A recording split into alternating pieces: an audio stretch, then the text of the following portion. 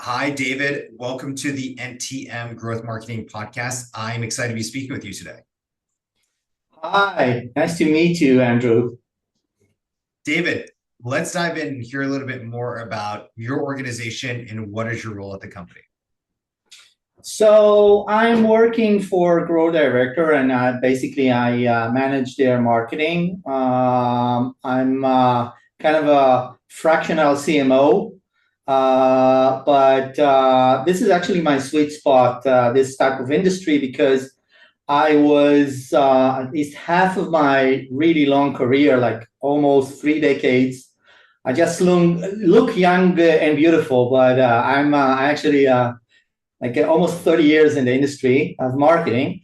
But half of my career was basically in a company which is an icon in the ag tech industry. The name is Netafim.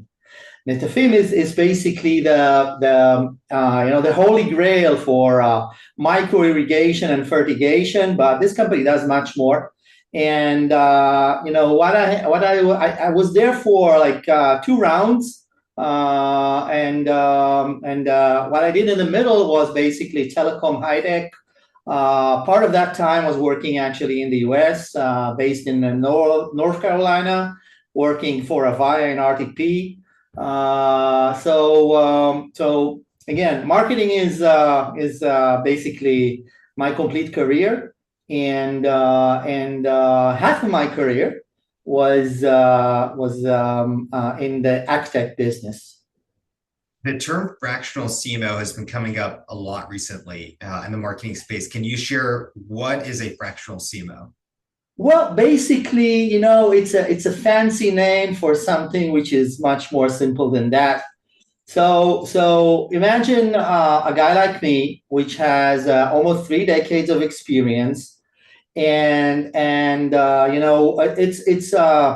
well, the price tag over my head is pretty expensive. So if I need to like be fully employed for a company, it's a pretty heavy expense. So what companies do right now, especially not too big companies like Grow Director in that sense, they are looking for the best people in what they need, and we just work part time for them. So fractional CMO is basically part-time CMO, and in my perspective, it's just a big advantage because that way I'm working for diverse industries. So there's a Grow Director, and I work for other organizations which are coming from completely different industries. So it's great, and it makes at least my day a bit more interesting. Can you share a marketing strategy you're currently working on that's proven to be successful? Yeah, I can actually talk about several marketing strategies. The ag tech industry is a niche industry, and when you drill into what Grow Director does, it's even a more narrower part of the industry. So within the ag tech industry, this is automation technology, but to narrow it down, it is automation industry, or sorry, automation technology, which is focused on basically greenhouses.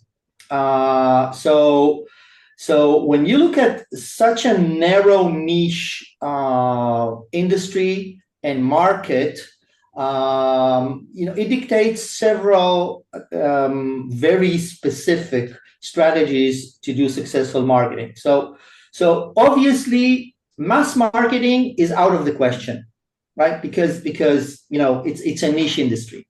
So the paid campaign, ad campaigns, and all that stuff is completely useless. And when we approach this type of target audience, which is basically two types of target audience, one is, of course, the end user, which is the farmer in that sense. But there's also the other side, which is the channel partners. They are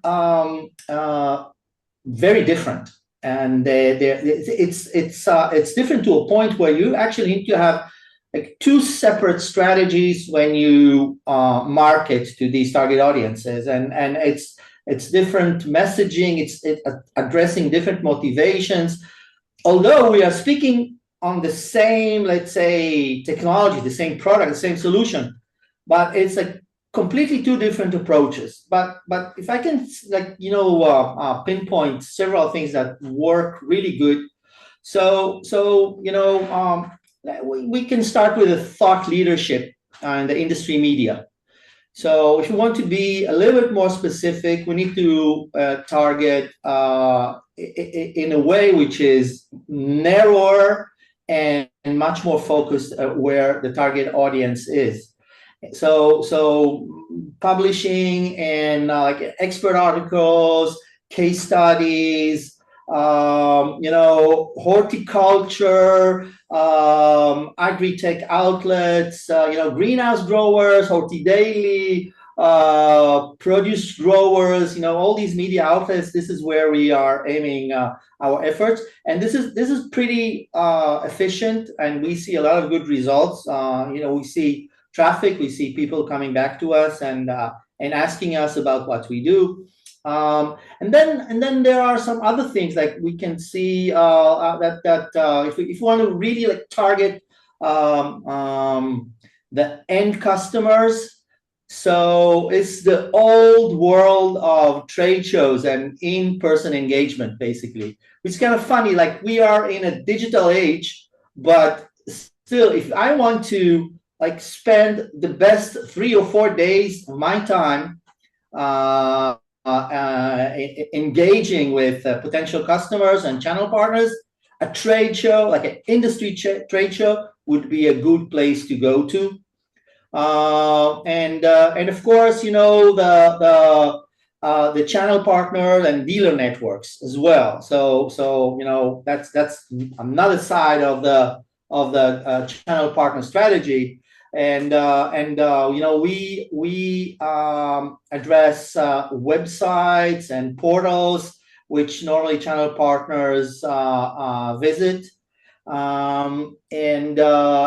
Again, like with channel partners, like sales cycles are much longer, right? Like if you want to onboard a channel partner, it's going to take 6 months to a year sometime. With customers, it's relatively more easy, right? But we are typically B2B operation, so we want to work through distribution, obviously. So again, that's why we kind of have like two separate strategies. One is targeting the end users, and the other is channel partners. But like if we want to look at things which work for like both target audiences, so all the stuff which is related to activities which build trust is working for both industries. So like case studies, success stories, testimonials, all that stuff is kind of work in both strategies, especially when we have a really disruptive technology like Grow Director does. And we really need to explain that is not the standard stuff they normally know. So talking about like 10 years of experience and installations basically in every crop, every type of structure, any type of climate, or greenhouse setup, is something that work for both. You're using a lot of crossing the chasm terminology. I'm assuming you're familiar with that book, because your roadmap is really going up the innovator, early adopter, early majority trend. Yes, but we need to be really careful with that. I'll give you an example. So talking about AI. So Grow Director's platform is a lot of it is AI driven, right? But if you look at how the ag market, let's talk about farmers, right? They are not early adopters of technology. If you tell a farmer that a system which is basically is going to control their entire crop is being managed by AI, they're going to be really scared. So just to give you an example, so even when we talk about AI, we need to tone it down. We cannot talk too much about the fact that this system is like hyper advanced in that sense. So when we talk about AI, we emphasize the things which are, let's say, less scary, right? If I can interject real quick, is that so interesting? Because usually, if you're following literally the crossing the chasm term, the innovators, you're supposed to be the most techie oriented people per se, but you're actually reversing that and saying our customers actually aren't techie, so we have to speak a lot differently over here to them. Yeah, I can tell you that, since I joined Grow Directors, I think it was like 3 months ago. When I look at the marketing material, all the deliverables, like you could have seen AI everywhere. Like, wow, it's a huge hype, right? But it's not selling. Like AI is not selling good in the ag tech industry. And it's not because like people are not smart. Like there are some really smart people in the ag tech business, but they still look at AI as something which is not applicable. It's kind of a nice trick that can do all sorts of cool things, but that's about it, which is completely wrong, by the way, right? But we need to kind of adjust we had to adjust everything, all the content, so it will be talking a language which is giving AI the right place, but not taking over when we talk about the value proposition of what Grow Director brings. Speaking about AI, by the way. Yeah, David, I would love for you to share as our last question today an AI tool that you use on a regular basis. So I can tell you that and that's that's not a secret. Like so for us, content writing, research work is done using large language models, right? Like any it could be ChatGPT, could be Claude. If we really want to do like a deep research, we go to Perplexity, right? So a lot of the writing work, like the baseline of the writing work, is done using these tools. But when we do our marketing deliverables, sometimes we are facing situations where we need to use graphics and when we need to use some image manipulations. Which is basically like we need to get some campaign online, and it's very difficult to do that. So we take some shortcuts and we use the image generators to do that. But it's all based on like real content. So we take an installation, for example, a real installation image, and if there are some things that we need to do there, normally we have to send someone to take another photo, and sometimes it's on the other side of the world, right? So we do some image manipulations in order to like do some tweaks and adjust whatever we need in order to kind of make it exactly what we need in terms of like which type of banner, media, website, whatever. So we use basically those standard tools. Again, it's not surprising that marketing all across adopted Gen AI basically first. We were the first to adopt these tools, right? Again, we need to use them the right way. Like we cannot use these tools to do the work for us. So if sometimes I want to work on a customer presentation, then I would ask the AI. It could be Gamma, it could be Canva, to suggest a general structure, and it takes about 5 minutes. But then I worked for 10 hours just to get all the stuff together in order to have the presentation the right way. So as long as we use AI in a healthy way, right? Like use AI as a co-pilot, not to do the thinking or the work for us.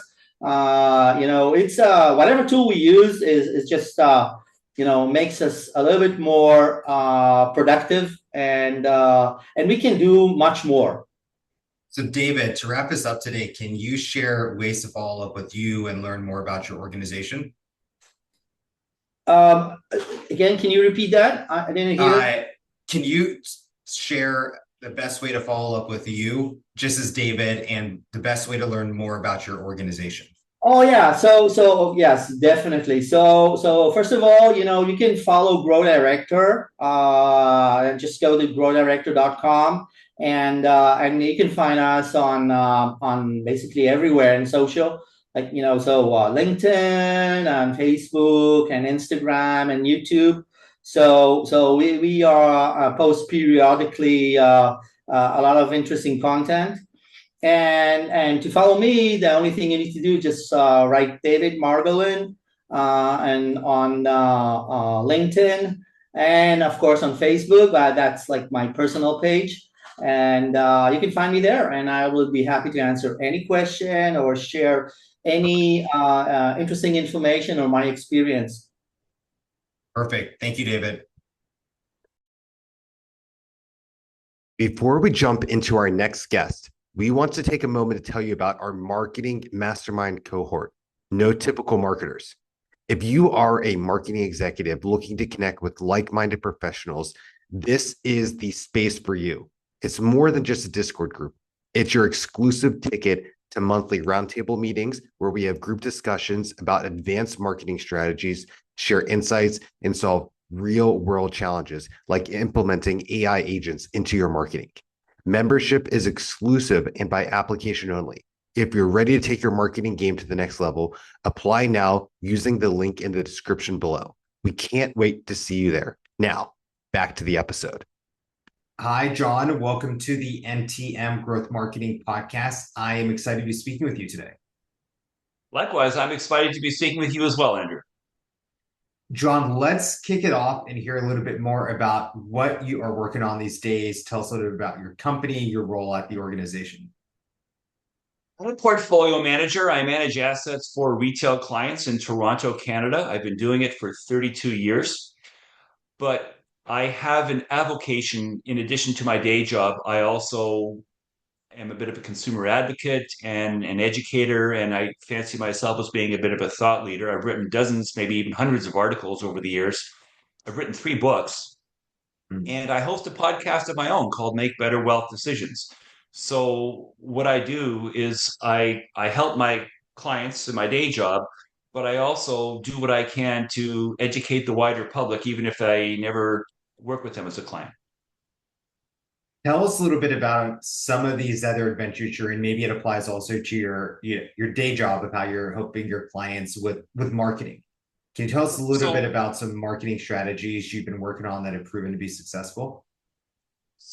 Again, maybe I misspoke a little bit. I don't do the podcast and write the books expressly to get clients, but every so often I get clients because I write articles and write books and do a podcast. So it's not as though I'm a bit of a neither fish nor fowl. I market, but I market mostly as a thought leader and as a person who's trying to get people thinking about how things work and how they might work better or differently.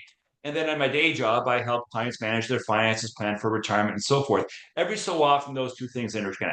Mm-hmm. And every so often, a client falls out of the sky because they read an article I wrote or heard my podcast, and they call me and they say, way to go! I think you can help me. Let's talk. So I grow my practice a little bit by doing my what I would call my advocacy or my avocation, but I personally see them as being separate things, which is to say, I have my practice where I do my marketing, and ironically, it sort of works in reverse. Instead of marketing myself and getting clients, I send my clients copies. I gave a speech, for instance, at the convention center 2 weeks ago, and I got a videographer out there and memorialized my speech, put the speech on YouTube, but then sent the YouTube link to my clients so that now my clients have a better sense of me, what I do, what my brand is. It helps in terms of making me more referable. It helps in terms of getting people to understand the real estate that I occupy within the financial services industry in terms of, what do I offer? How do I do it? How am I different? So you're doing something that I love, and I see a lot of business owners or people who might be in the executive table, the C-suite, they're resistant to thought leadership content. Can you share a little bit about why you think thought leadership content is important?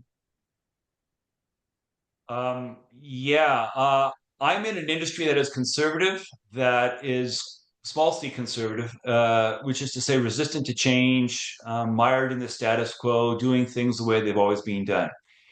And that means that when better ways are when better products are introduced, when different paradigms when paradigms shift, the industry tends to continue to do things the way it always has because they would use the adage of if it ain't broke, don't fix it. So the thought leadership that I engage in is to simply get the industry to be forthright, clear about what the evidence shows when new evidence comes out, and to think about and to implement these ideas, even if the let's put it this way, even if the business case can't be made, if there's a case to be made that cost transparency is a good thing, then I would advocate for cost transparency, even if the industry doesn't know if it would be good for profits. It's good for consumer education, it's good for financial literacy, and those are laudable objectives of and by themselves. So I want to advocate for things that are laudable, even if we don't know for sure what it's going to mean for the bottom line. And I would say do the right thing because it's never the wrong time to do the right thing. So I'm advocating for people to do the right thing, and I believe that in the end, that becomes a competitive advantage because people will want to work with people who are more transparent, who don't have anything to hide, who are cutting edge and incorporating evidence as it becomes available. But I'm in an industry that doesn't necessarily want to do that. If people are happy doing things the old way and you can charge a higher fee because people don't understand the importance of fees or don't even know what those fees are and don't ask, the industry will not go out of its way to make disclosures that they're not required to make if that lack of disclosure is seen as being good for profit margins. So that's an example. How has AI impacted your business? So far, not very much. I'm only using AI very sporadically in the scripts that I write for my videos, because I make videos on top of my podcast. So I interviewed a Olympic skier for my Mhm. podcast that just went live yesterday, and I met him once 25 years ago. He was in his post skiing life was a TV host for a couple of years, and I'm not kidding. 25 years ago, the guy was interviewing me as I was sitting down with a client in their kitchen, helping them deal with a severance and retirement package and whether to take it, and if so, how and why. And I remembered him, and I just met him on LinkedIn, and so I connected with him, and he didn't really even remember me, but he agreed to do the podcast with me, which was lovely. But now my next question, of course, is well, we only sort of kind of knew each other because of finance, and I've got this great world-class skier as my guest. What can I ask him? So I asked AI, and AI. Well, so what questions can I learn? How can I incorporate and dovetail Olympic skier, former world champion skier, with making financial decisions? And the interview went off very well, and he's a very well spoken and very nice man. So it was easy for me as well. Can you give us a teaser as to what some of those connection points were?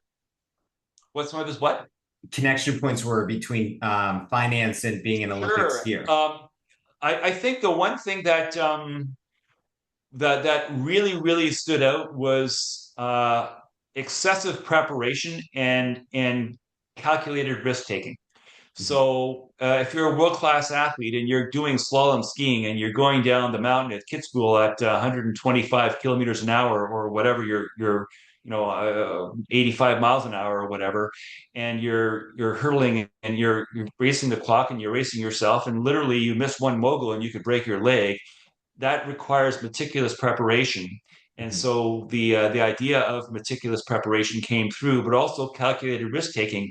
And I asked him about the risks he took because he was known as the one of the crazy Canucks when Canada was dominating downhill skiing in the 1980s. And he said, "Yeah, but John, I never thought of myself as being that risky. I knew what I was doing. I knew the course extremely well, and I was prepared. And other people thought I was taking risks, but I'm the guy going down the hill, and I'm telling you, I didn't think it was risky. And I thought that was insightful. What would you say was your biggest takeaway overall from that conversation with him?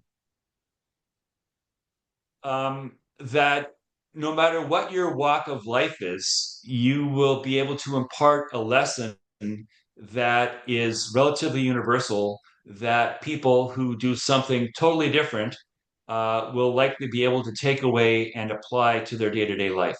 I think the universality of life lessons is something that is of great value, and it's something that I try to incorporate as well. You know, whenever I meet someone, when I speak with you, whatever, I hope to learn, and I also hope to teach. So my last question today, John, I'm going to bring it back to AI and for you to share some, insight with folks. It sounds like you dabbled a little bit into it, maybe mainly Gemini, maybe ChatGPT, Perplexity. If there's someone listening who hasn't even started to dabble in AI and how it could help them with their career, what advice would you give to them as a starting point? I would say don't do what I've done and start sooner. What I've learned from AI is that it's a skill like any other, and a lot of the value and leverage you get from AI comes from using it so that you can do a better job of asking better prompts, getting more refined output, and making sure that it can assist you in ways that you might not have intuitively expected. And again, it's life is a journey, and you don't know if you don't try, and you have to just do it, like the Nike ad says. Yeah, I feel that I've spent a lot of time creating prompts. And yesterday, through HubSpot, it's a big technology company. I was listening to their podcast, and they had a PDF to download of 50 prompts their CMO to use. And the creativity is like, wow, I never even thought about asking a question like that. So the creativity of the type of questions you're asking is pretty limitless of what people are doing to get better results. Yeah. And again, I'm still learning. And so that's in keeping with what I was saying earlier.